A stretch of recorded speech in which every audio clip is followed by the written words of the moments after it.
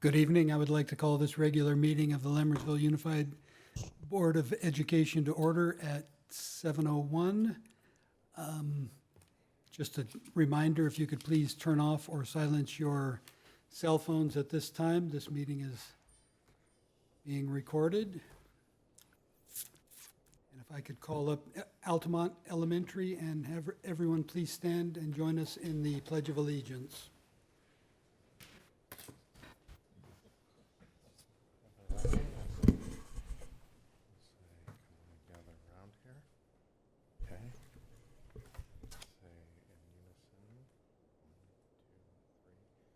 Ready, begin.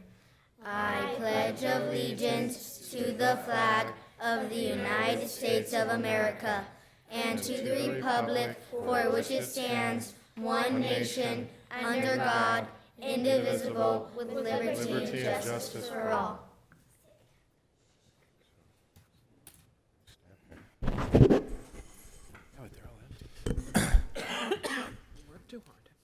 Good evening, members of the board, Trustee Goodrich, Trustee Clement. I'm sorry, our student representative, your name is?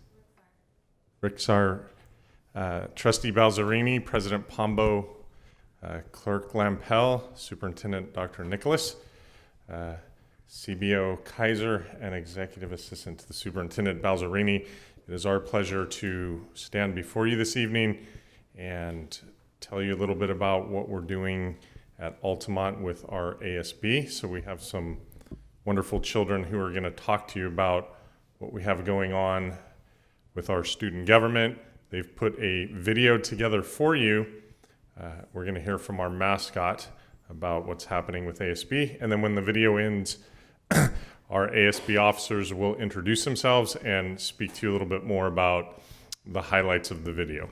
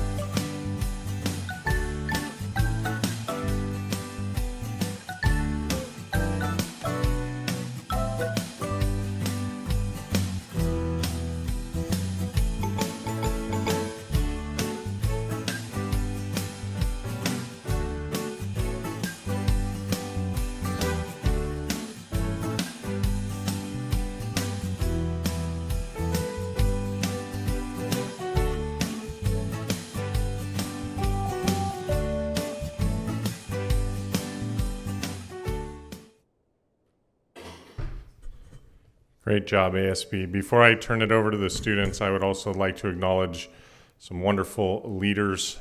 Their work could not be possible without the teachers who are leading our ASB program. So we have Miss Tammy Hurst over here. And behind us, we have Miss Jennifer Graham Gregson and her daughter, our ASB mascot, Sally Gregson. So I'm going to turn it over now to our students. So take it away, ASB. Hello, I am Jacob Dodge. I'm the ASB secretary. Today I'm going to talk about some projects we have done. One of them right now are the Ned Show Kindness Assembly.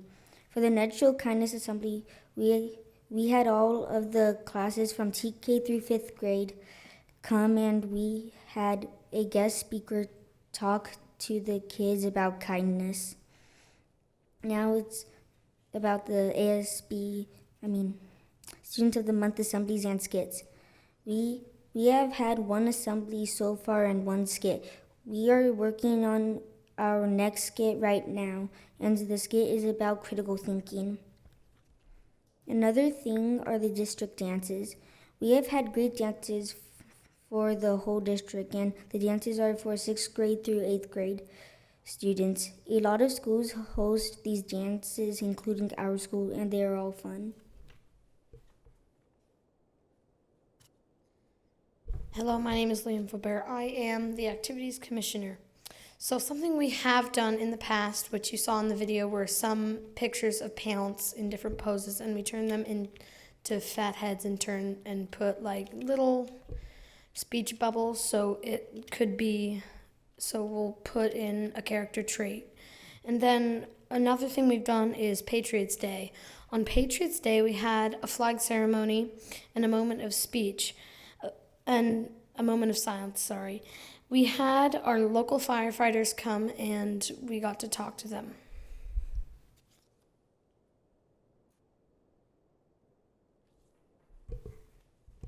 I am Cameron Gonzalez, the primary representative. I will be talking about future projects we are working on. Red Ribbon Week, we are planning on doing a fun dress-up week. We also spread the word not to do drugs to all the kids in our school. Read Across America. This is a week to honor the books Dr. Seuss has made and all the kids that enjoyed the books. We are going to get all the kids involved in reading, and there will be dress-up days that week. Hi, my name is Soraya Faubert, and I'm the ASB president.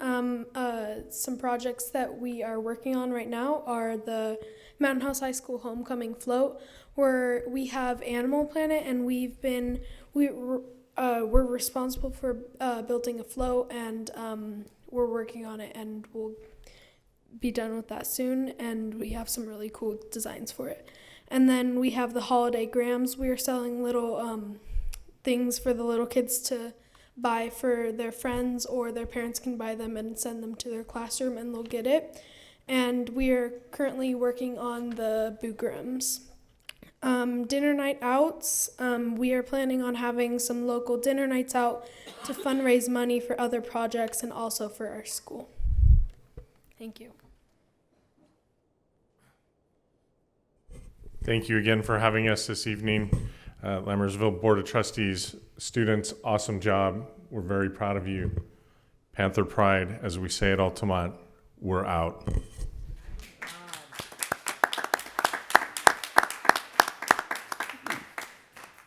Thank you, Altamont students and staff.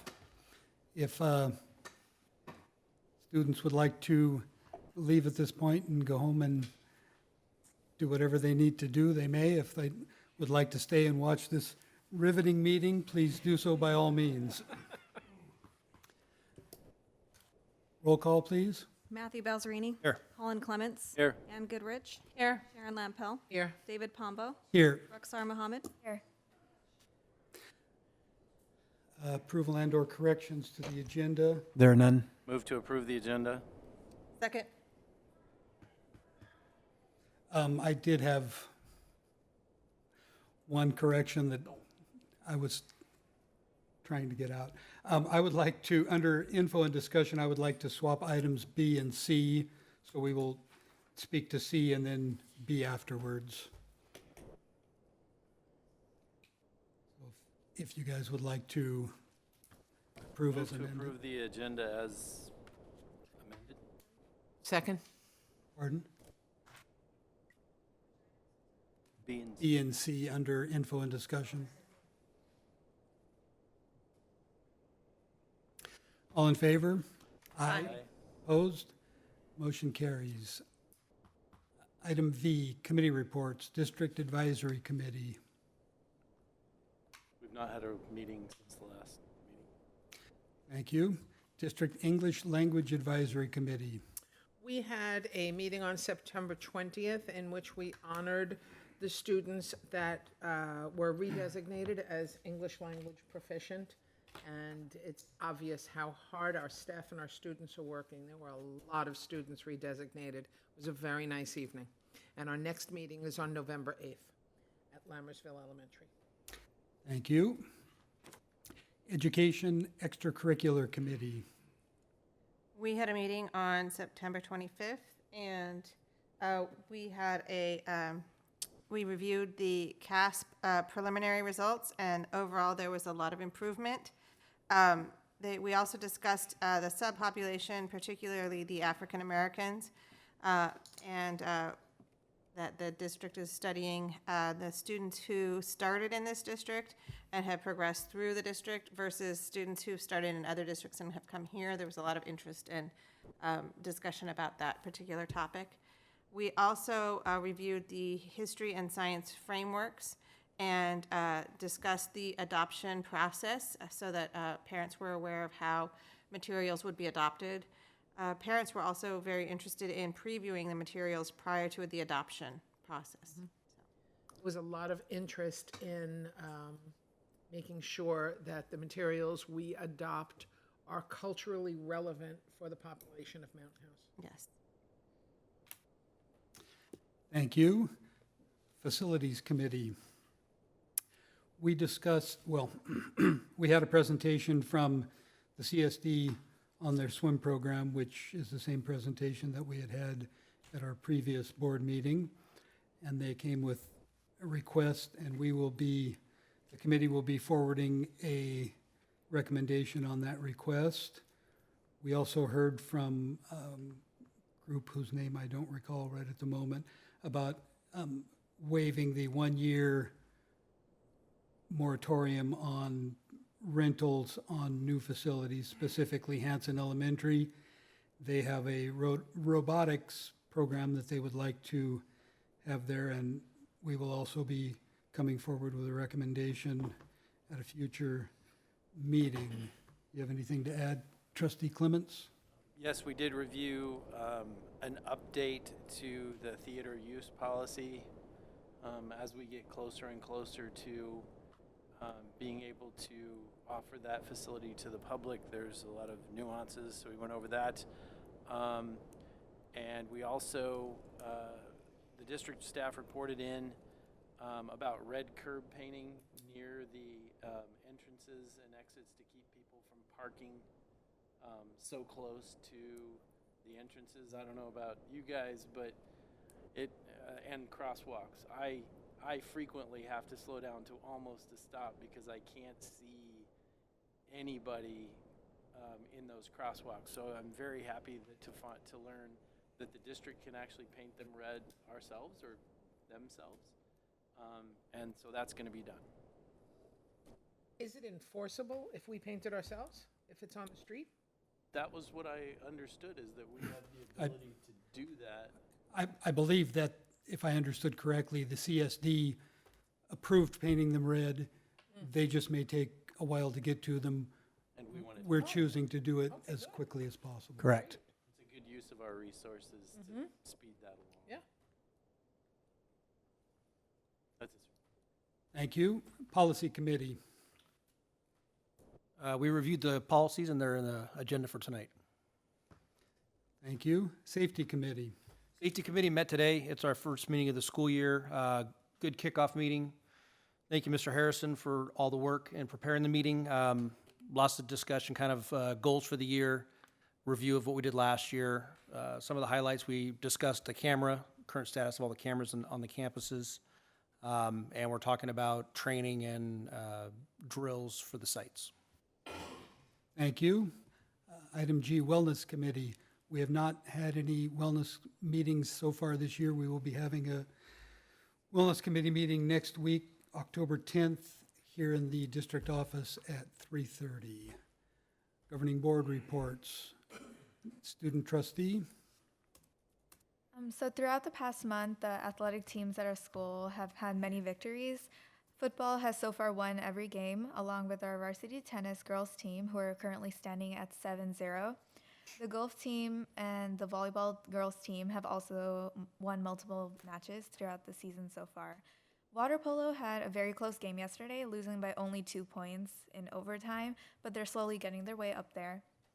And in matters of clubs, HOSA is holding a blood drive tomorrow where the donors would receive a free shirt and a Stockton Heat hockey ticket.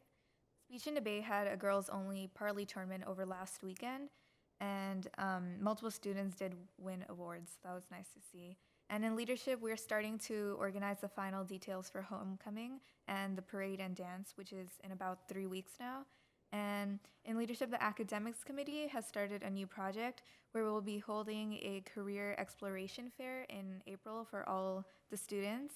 And details are still being worked on, but it's going to be an event to look forward to. And yeah, that's it. Thank you.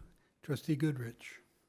Not much to report. I did attend the Education Committee meeting on September 25th, and that's about it since the past meeting. Thank you. Trustee Clements. My Facilities Committee attendance is the only thing that I have to report at this time, Mr. President. Thank you. Trustee Balzerini. Last weekend, I attended the Board of Directors meeting in Sacramento for the California School Board Association. I was appointed to the Annual Education Conference Planning Committee for next year, so Congratulations. thank you, I think. And then Monday, I came home and attended the professional development, kicked off in the morning. I went to the high school and Bethany with Dr. Nicholas. Thank you. Trustee Lampel. So besides the DLAC and the Education and Extracurricular meeting, I also attended representing the school board at the groundbreaking of the library and the town hall. And they were very gracious and included me in the groundbreaking. Got to do the shovel thing again, but it was very nice of them to include me. I did not expect it. You see the picture, I'm the only one not wearing black. So that's about it. Thank you. And for my report, I also attended the facilities meeting.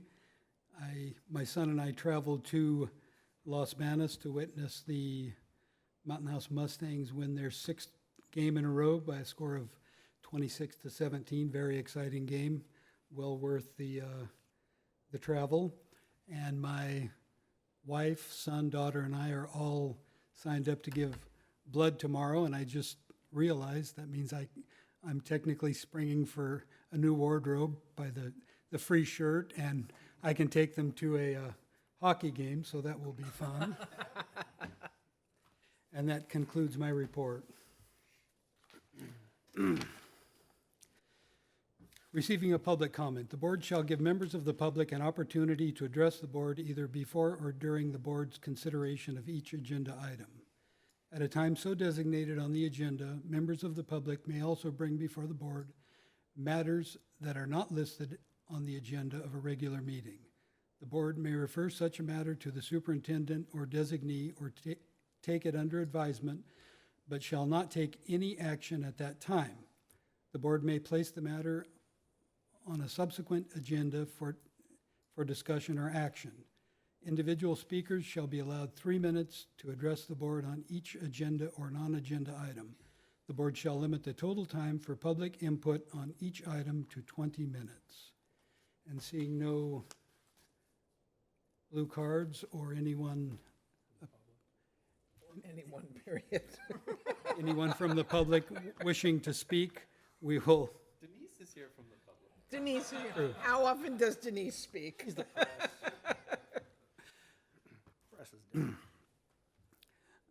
Item 8, consent items for consideration. Governing board meeting minutes of the September 18th, 2018 meeting, ratification of contracts under $20,000, ratification of 18-19 hires, ratification of resignations, and updated 2018-2019 fundraisers. I'll move for approve of the consent items as presented. Second. Questions or comments by the board? All in favor? Aye. Aye. Opposed? Motion carries. Trustee Lampel. We would like to welcome the following new employees that we just approved. Russell Asiento, IT Support Technician. Shannon Beltrami, IT Support Technician. Deepthi Chirayath, Instructional Aide. Juan Martinez, Lead Custodian K-8. Nancy Odell Keynes, Noon Duty Supervisor. Sarah Rashad, Noon Duty Supervisor. Ruth Roush, Noon Duty Supervisor. Tricia Sheehan, Noon Duty Supervisor. And Laura Zada, Noon Duty Supervisor. Welcome to our Lammersville family. Welcome.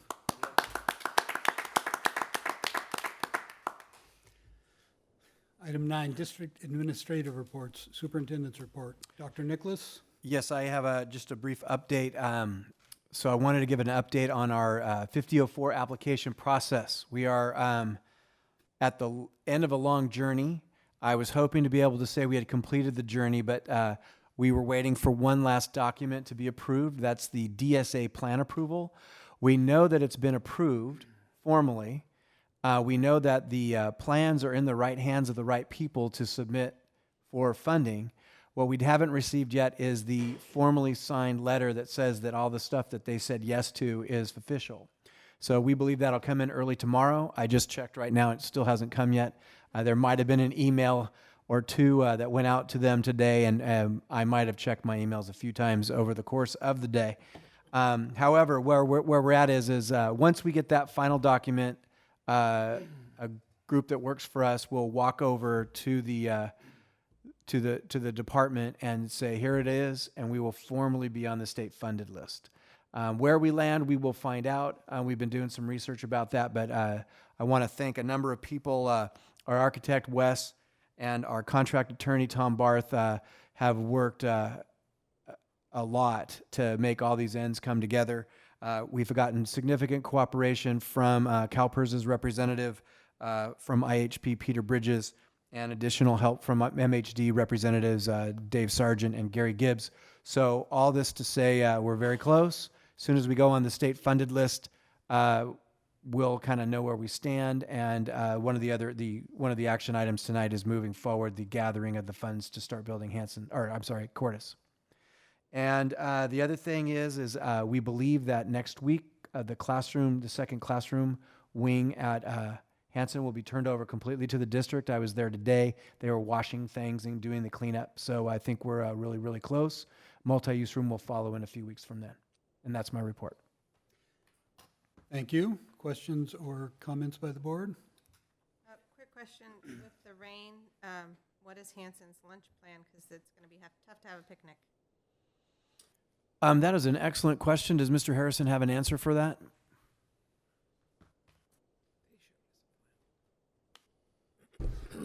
They are using the hallways and the overhang, which has enough space for the number of students that we have there. Okay, thank you. So, Yeah, Dr. Nichols, I'd just like to commend you and your staff on a job well done. I know that while it's not over, you've done a significant amount of chasing and heavy lifting, and it was a very tight timeline, and you guys, I'm very impressed. You guys pulled it off. Thank you. Thank you. It's an excellent team. Item B, District Maintenance and Operations Report. Mr. LeGrand. Good evening. Thanks for having me. My apologies. I still don't have the energy report. I talked to the energy manager today. She promised to have it to me next Tuesday, so I'll do it the next meeting. Sorry about that. I've been trying to get it from her. I attended the safety committee this afternoon with several people in the room here. There was no Hanson construction meeting today. That project's starting to wind down. Contractors taking out their construction trailers, equipment, storage containers. As you heard from Dr. Nicholas, we started moving furniture into the C wing today. Started on the bottom floor. Should have that done in the next 2, 3, 4 days, something like that. And then, as you can see outside, construction started on this building, in case you didn't notice, driving in. So we had custodial interviews last Thursday with Ben, myself, and Arturo, operations supervisor, trying to fill our 2 evening openings at the high school. And I attended the facilities committee meeting last Thursday night. And last Monday and Tuesday, Keenan was in the district. I met with them. They did their annual property and liability inspection. That took Monday and Tuesday. And that's pretty much all I have. Happy to answer any questions. I just want to thank you and all the administrators for a job well done with the cameras. We started talking about the camera system years ago, and it was kind of an idea, a hope, a dream that we kind of never thought would come to fruition, and it has, and then some. So you guys sought out, companies that provide us all sorts of options we never even thought we would get. So I appreciate the hard work, and keep it up. Thank you. If I may piggyback a little bit, initially what we talked about doing when we did start the project probably 2 years ago, maybe, something like that, was to do the perimeter of school facing out. And because of good pricing we got, and so on and so forth. We were able to add the cameras in the quad, add extra cameras at the high school, at the pool, under the eaves at there, update the servers at the high school. So everything is going well. Once Hanson's totally turned over to us, Hanson comes with a handful of cameras, and we'll walk the site and see about if we need to enhance that system as well. So that's where we're at. So appreciate everyone's support. Thank you. Thank you. Item 10, action items. Consider approval of 2018-2019 intra-district transfer requests. Staff report? None. Move to approve 2018-2019 inter and intra-district transfer requests. Second. All in favor? Aye. Opposed? Motion carries. Item B, consider approval of Governing Board Resolution 18-1905, declaring the intention to annex territory to Lambersville Joint Unified School District Community Facilities District Number 2014-1, Mountain House High School Facilities, and to authorize the levy of special taxes. Staff report? Yeah, tonight's approval will is the first step of a three-step process. Once this territory is annexed into the Community Facilities District, known as the CFD, then it would expand the amount of bonds that can be sold to raise money to pay a significant portion of the Cordes Elementary construction. So I'll move for approval of Governing Board Resolution 18-1905, declaring the intention to annex territory to Lammersville Joint Unified School District Community Facilities District, number 2014-1, Mountain House School Facilities, and to authorize the levy of special taxes. Second. Further discussion by the board? All in favor? Aye. Opposed? Motion carries. Roll call, please. Matthew Balzariti. Aye. Colin Clements. Aye. Ann Goodrich. Aye. Sharon Lampel. Aye. David Pombo. Aye. Item 11, information and discussion items, 2019 National School Boards Association Annual Conference. Staff report? Yeah, so it just so happened that after we discussed whether or not we wanted to continue our membership, their annual conference flyer came out. The flyer was attached with your packet, so if anybody's interested in attending, please let us know and we can set up accommodations. I believe it's in Philadelphia this year. The other thing is in looking at that, it would be our recommendation that once this year ends, that we could continue to send people to an NSBA conference, but we don't see the increased cost of not being members being so great that paying the little bit of extra for that registration would be less expensive than to pay the registration. If that made sense. Yeah. And I think it was a good conference. It's something that I would probably be interested in once every few years, not something for every year. So I'm going to pass on this year. Let me know when it's in Mount. No, I'm just kidding.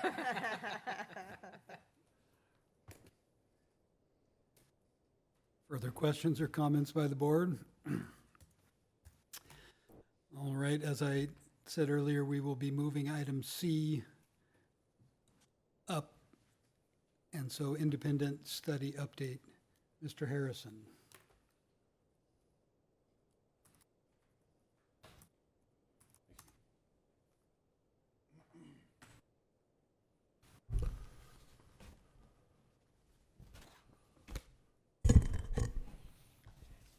Board President Pombo, trustees, Dr. Nicholas.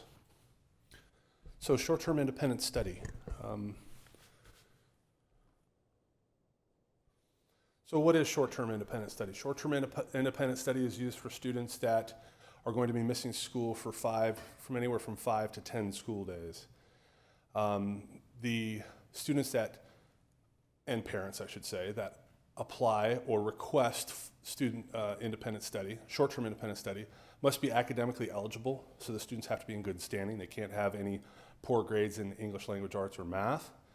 The teachers provide schoolwork for the duration of the time that the students are out or away from school grounds from 5 to 10 days. That work is either what is going on in the class or an equivalent assignment. An equivalent assignment is usually assigned when there's going to be a test in class while the student is gone. So they give an equivalent assignment during that time that the student can do while they're gone and turn in upon return. All the work must be turned in upon student return to receive academic and attendance credit. And short-term independent study falls under Education Code 51745 to 51749, and our BP AR 6158 is the board policy and administrative regulation that governs short-term independent study, and that was last updated February 1 of 2017. So let me give a little rundown on the criteria on what a student has to do to qualify for short-term independent study and what our internal rules are for independent study. A student, like I said before, has to be absent anywhere from 5 to 10 school days. The student and parent must notify the school 10 days prior to the student being out so that the staff of the school site and the teacher have time to gather work and get everything prepared, sign off on paperwork, etc. Students whose achievement is below grade level in language arts or math may not be eligible for short-term independent study. Students cannot be on short-term independent study more than 3 times while in grades K-12 in our school district. Students have previously been granted an agreement and have not successfully completed it. They didn't turn it in on time, or they stayed longer and never turned in the work, do not qualify for another independent study agreement because they didn't follow the agreement previously. There are no short-term independent study agreements issued for the first 20 days of the school year, and there are no short-term independent study agreements for the last 20 days of the school year.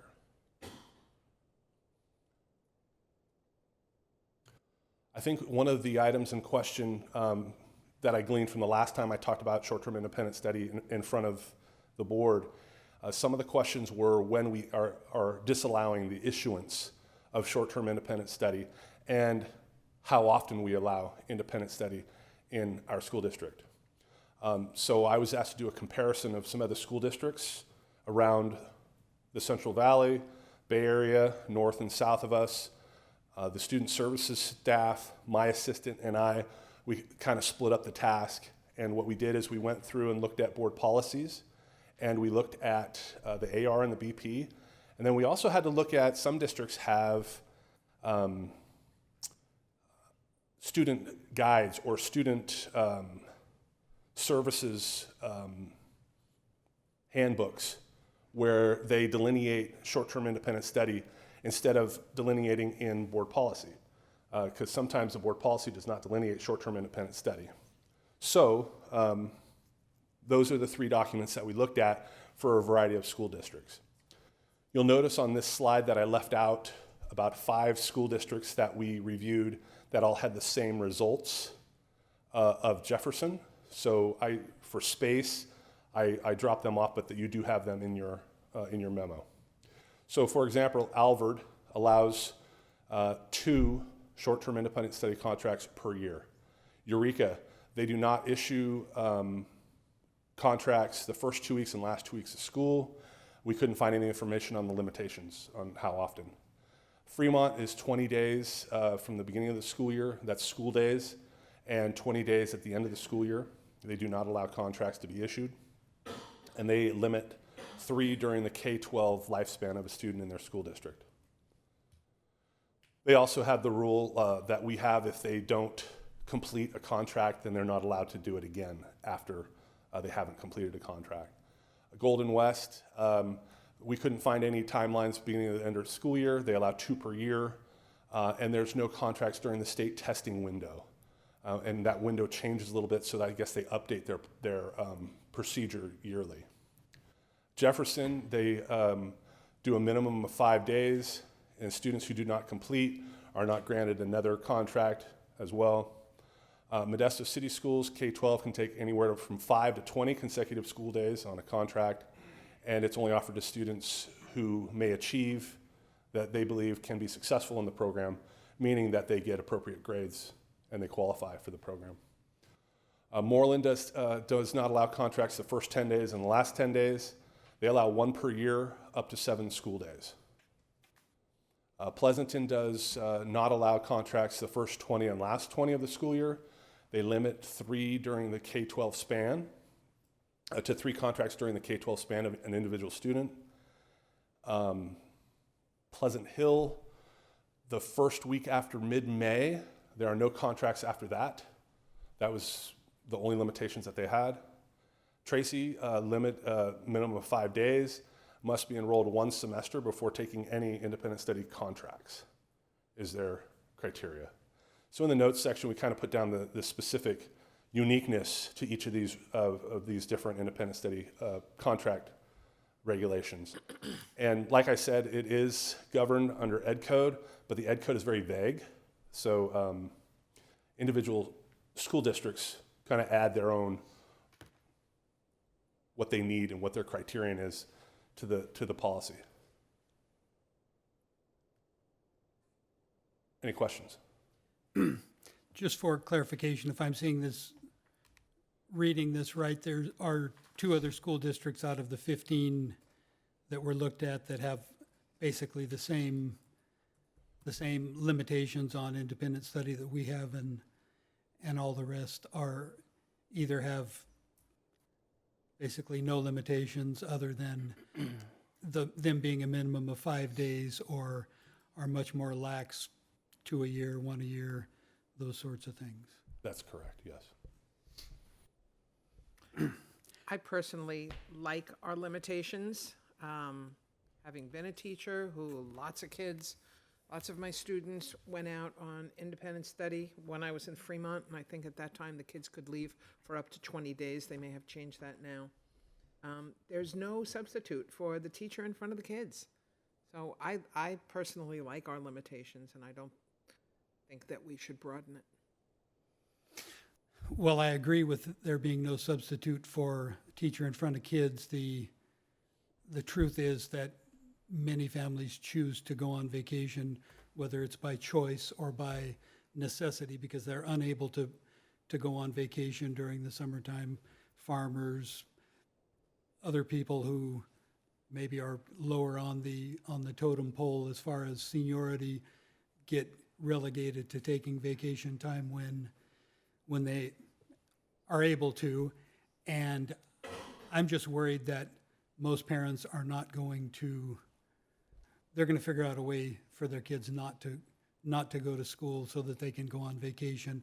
And I prefer having the independent study available to them so that those kids get at least something while they're out. And the reason that I moved this item from above the first read is because this particular BP and A are up for a first read, and if there's any desire by the board to discuss the possibility of changing our BP and AR to reflect something other than a maximum of 3 during the K through 12 years, then now would be a good time to have that discussion. I have a question. So if a family comes in and the student starts in 6th grade, they can still take 3 up until 12th grade? And if I could clarify, when the BPAR was changed previously, it was not enacted until last school year, and it was put on our contracts. The verbiage was put on our contracts, and in our contracts we stated that the policy for 3 began in that school year, because it wouldn't be fair to go back and say, oh, you can't do that. So it started last school year, the 3 occurrences. Well, having taught numerous students who have gone out on independent study, what I found is students don't always understand the material that they take on independent study, because basically the student and the parent are a lot of times teaching themselves. And if they're gone for a significantly long time, that's a lot of instruction that the student's missing. And while I understand that there are certain circumstances where that's necessary, and it's necessary to go for a long distance and to stay a long time, I don't think that it should become an annual event for families. And I think by limiting it to 3, we're discouraging families. There certainly may be families that need to do that because of their situation, but I don't think we should make it easy for that to happen. I've worked in other districts where families will take an entire month and go to Mexico every year. And I will say, where's so-and-so? And they said, oh, that family goes to Mexico every year, and they leave before Christmas, and they come back at the end of January. And I said, they take 2 months and go to Mexico? Oh, yes, they will. And they will just bypass the independent study process altogether, and the student will miss all that education. Now, that particular student, even if I had given them a packet of work, would not have been able to complete that packet of work without support. So I think it's a concern that the students are basically expected to teach themselves, and we don't want them doing that year after year after year. So by limiting it, we are saying that we value our teachers and the work they put in, and we also value our students, and we want them to make sure that they have good instruction and that they're learning. And if I could add something, those families that are going on vacation, there's some students that are on an independent study are supposed to be putting in the same number of hours of work. They're on vacation in Maui. They're not putting in the same number of hours of work that they are when they're in school. And they're not getting the same academic improvements and education if they're on vacation. And it's a lot of work for the teacher to put it together. And it's very frustrating. I'd say probably at least half of them are not completed. So, obviously, not being a teacher, the opinion of Trustee Lampel and Trustee Goodrich carries a significant amount of weight, at least with me as an individual board member. I do have some clarifying questions. So, under the policy as currently written, if a student comes in for the first time and requests an IEP, and otherwise their grades are... Yeah, independent study. Independent study, not... Sorry. I am so sorry. That's okay. And yes, thank you. Let's go back to the construction acronym.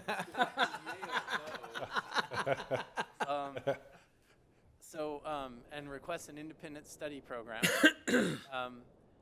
Then they're gonna, and they're otherwise academically eligible, they're going to be given that under the current policy. Is that correct? That's correct, as long as they come 10 days, they notify us 10 days prior. You bet. Yes. So if they do what, because the opinion is to protect the student, because instruction is better when you're there and present and in the moment and you can ask questions. If they don't successfully accomplish that independent study, then say 2 years later when they, like if their parents again request one, because 2 years ago they did not actually fulfill their obligation, the policy would deny them, regardless of the fact that they have 2 more available to them. They're, by a matter of policy, they won't get to. That is correct, because they did not complete the previous contract. Right. So in the cases that I'm hearing where they go out, we can't stop them if they're otherwise eligible and that's their first request. But if they go out and they do not successfully accomplish it, it doesn't matter how many. We could offer 10. We could say there's a limit of 10, and those students will be precluded from their second one because they didn't successfully accomplish the first one. That is correct. Okay.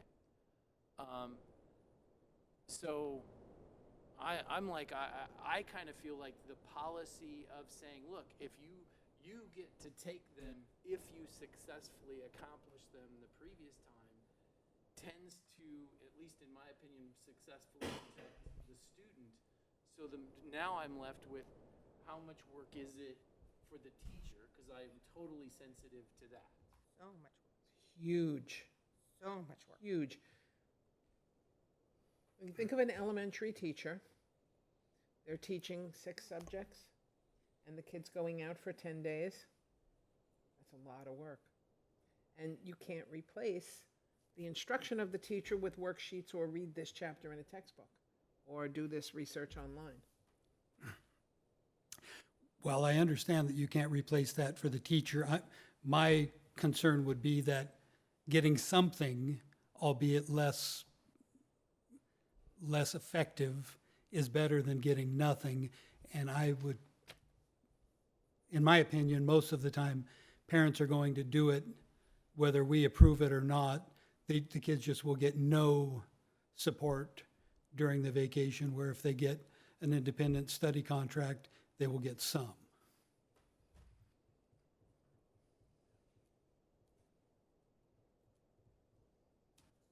I'm not in favor of changing it.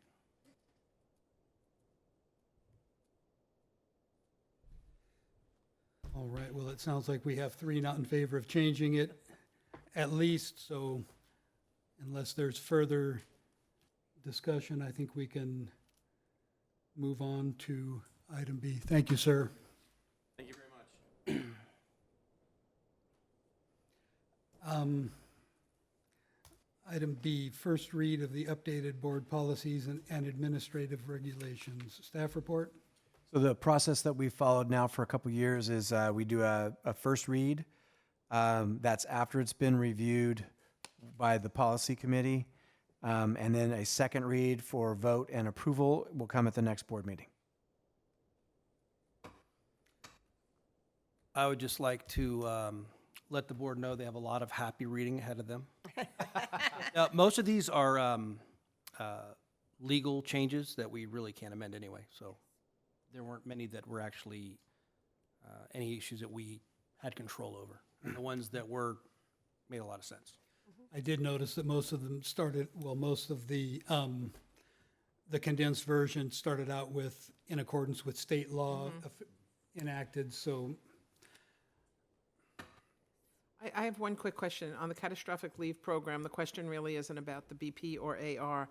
Do we have language in our CBAs about catastrophic leave? Mr. Miller? Sorry, another acronym. Collective bargaining agreement. Good evening, Board President Pombo, trustees, Dr. Nicholas. Yes, we do. We do have language in for both. Okay. How we contribute to the bank and the eligibility for our employees on how they can retrieve that. Okay, thank you. I had 2 questions, and unfortunately, I printed it, and then I came up with another question. So I'll do the first one first. On AR 1330, that's page 60 of the packet. The AR includes a discussion of alcohol, but I didn't see it mentioned in the BP 1330 in the board policy. We'd like to defer to Mr. Harrison for that, if I may. And I'm not saying it should be, it's a question here. I have a lot of experience with 1330. You tell. The previous BP did not as well. It's all delineated in the AR. The AR has the bulk of the information when it comes to the alcohol in the facilities. Okay, so we're not expecting it to be in the BP. That's correct. Okay. I was just surprised that there wasn't the language that we had seen previously in either the AR or the BP. But if this covers it, then I'm fine with that. Okay. I believe the only change was one word, right? As far as Yes. Getting in line with the business and profession code, unless something new was added that I missed. I don't believe so. I think it was just the deletion of that word, one word. I don't see, I see in the AR, it is referred to, but it doesn't seem like it has the verbiage that, and I'm not even sure what that verbiage was, so bear with me, but it refers to the verbiage, but it doesn't look like it has the complete verbiage that CSBA probably came out with. I'm not sure if that makes any sense. Well, you might be thinking about the alternative version that we brought forward and discussed at one point, because we had another version of AR 1330 that I discussed and brought forward at a previous date that had some language that was discussed at facilities. And that might be the language that you're remembering. I don't know. I do know that it did change. The main language is when students are not on the grounds is the language now, and previously it said when students are generally not present, and that was the big language change. So just for clarity, if this BP and AR are adopted by the board, should one of the foundations come forward with a request to use their multi-use room for an adult event with no students there where alcohol would be served, it would be covered in this BP and AR that we're looking at? Not that it would be granted, but that we would have the ability to grant that request.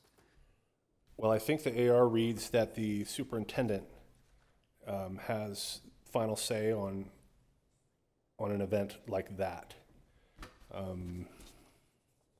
So for point of clarification, Mr. President, I believe what we agreed to was, and happy if that's the role I'm going to play, but I believe the agreement was last year was that if this were to be a go, then it would go to the Facilities Use Committee for vetting for all the boxes checked and all the liabilities covered, and then it would come to the board for approval, and the whole board would vote whether yay or nay, and there are the time restrictions and such. So it is true that that's how the CSBA thing reads, but last year that was kind of the process we had established. So those things will all have to be worked out. All right. And if I may, Mr. President, I think that we're at a good place now to send it back to committee and look at the language of the policy and look at the will of the committee and people interested in doing that. However, I would say that whatever the committee brings back in order to get me to even consider it, there would need to be measures in place to ensure that not one student is anywhere on our property if a drop of alcohol is being consumed. So whatever that takes and however much money that costs, that needs to make sure that's addressed for me. And I'd just like to be on record, I still don't agree with this. I know I'll be outvoted because exactly what Trustee Balzerini just said is the potential for a violation, a misstep, an accident is just too great for me.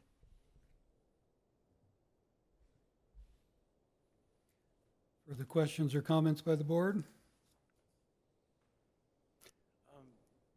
Not on AR 13 or BP 1330, either one. On any of the other ARs or BPs? I apologize. I had one other question, and I printed it and saw the question, and I printed it again, but I grabbed the wrong one. It's the one dealing with toxic substances, specifically lead, in the soil. Which one is that? Can you help me get to the right spot? I apologize. I tried using Control F to find lead, and I didn't. Yeah, I think page 36. I see one on page 71 also on environmental safety. This is just the summary, and then that's probably the... Is it the lead in the water? Yes, 71. it's lead in the soil. Because the change was, you know what, this is a first read, I apologize. I'll email when I get back. Colin, I think it's on page 71. Okay. About three-quarters of the way down the page. Monitoring of quality outdoor air and adjusting outdoor activities as necessary, reducing exposure, minimizing lead, mercury, unsafe drinking water.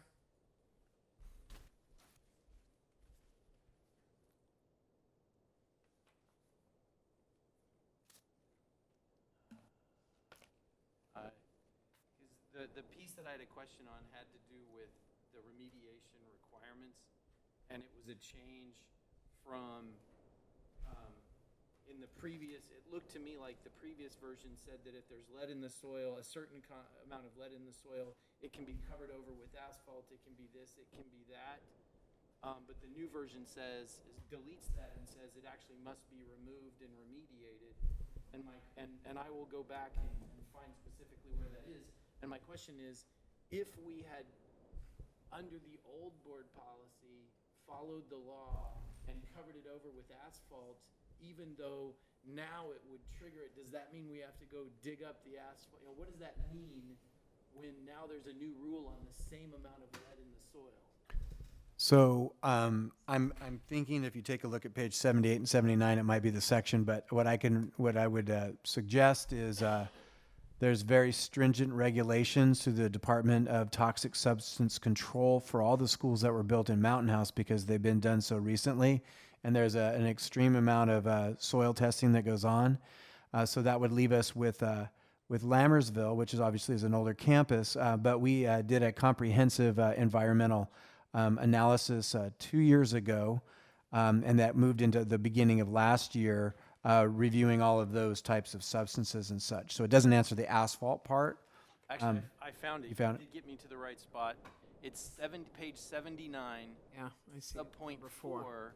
where the old policy was soil with low lead content may be covered, or with high lead content may be covered with grass, other plantings, concrete, or asphalt. And now it says soil with low lead content. So my question is, if we had ever actually, and I'm hoping that we didn't, what I'm hoping for is an answer, no, we never had low lead content that we covered over, high lead content that we covered over.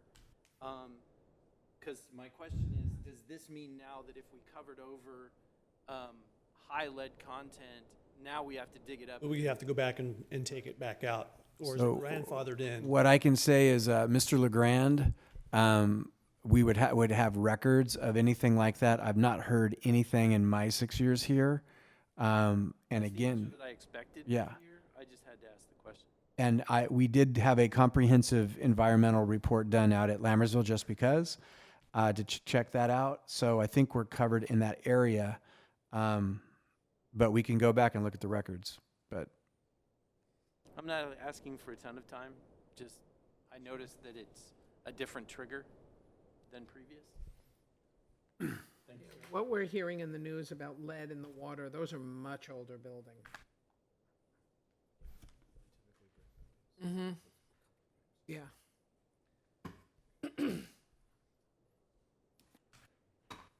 Everyone. Thank you. Moving on to item 12, calendar. Wednesday, October 10th is the Wellness Committee meeting here in the district office at in the boardroom at 3:30. Wednesday, October 17th is our next regularly scheduled governing board meeting. Thursday, November 1st is the SJCOE annual school board dinner at Brookside Country Club in Stockton, and I'm guessing that at this point, we're going to be asked if we plan to go and so on. would you like chicken, salmon, or veggie plate? Steak. I was just going to say that. It would have been, we should have said it in unison. It's not on the menu. I will be flying back from Israel the day before, so I can't make it. I will be sleeping. And I will begrudgingly choose the chicken. Chicken as well. I'm going to take the steak, but I have a feeling it's going to come out with an orangish color. I'll have the salmon. Unless Noel knows more about the menu, in which case the gluten-free option would be preferred. Thank you very much. So we have chicken, salmon. Sleep. No, I can't. Colin and Ann are salmon. Matt and David are chicken. I'm a chicken. Colin is chicken. Yeah, he is, actually. You're salmon, right? Yep. Okay. In just a moment, we will be adjourning to closed session where we will discuss employee discipline, dismissal, release, and complaint, and conference with real property negotiators. Move to adjourn to closed session. Second. All in favor? Aye. We are now adjourned to closed session. Thank you, everyone out there, for attending this evening.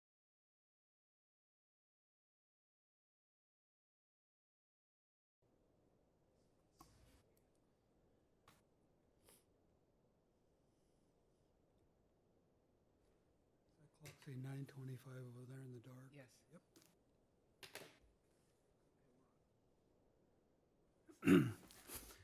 We're returning to open session at 9:25 PM. In closed session, employee discipline dismissal complaint. The board took action on a motion by trustee Lampel and seconded by trustee Clements to authorize the district superintendent to notify a bilingual instructional aide of the release of his or her permanent position by a vote of 5-0. I'll move for adjournment. Second. All in favor? Aye. Aye. We are now adjourned.